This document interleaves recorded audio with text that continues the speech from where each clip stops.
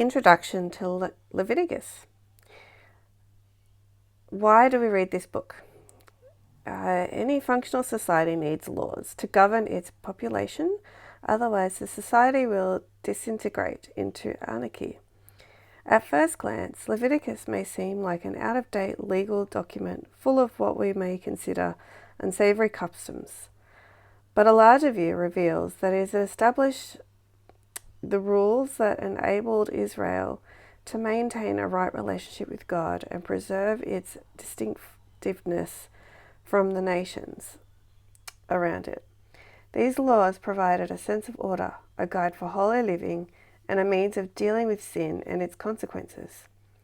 Scholars have debated for centuries which of these laws still apply to Christians.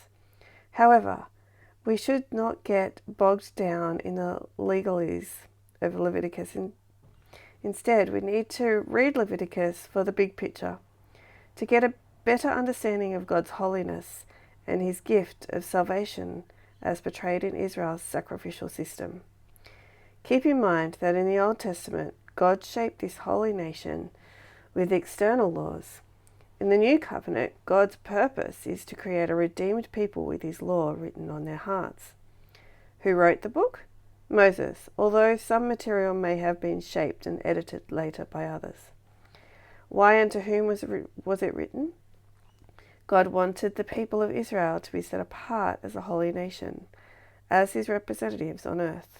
The book of Leviticus gave them instructions for worshipping God and living pure, holy lives in peace and community with each other. When was it written? Probably around 1440 BC. And what was the historical setting for this book? Moses had led Israel out of Egypt and into the desert at the foot of Mount Sinai. They built the tabernacle to worship God.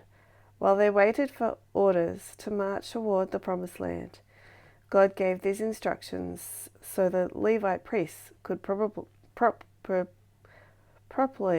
lead the people in worship.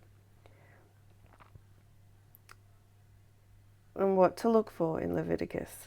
While the strict rules detailed in Leviticus may seem excessive, look beyond the regulations and see the principle about God, humanity, sin, and salvation.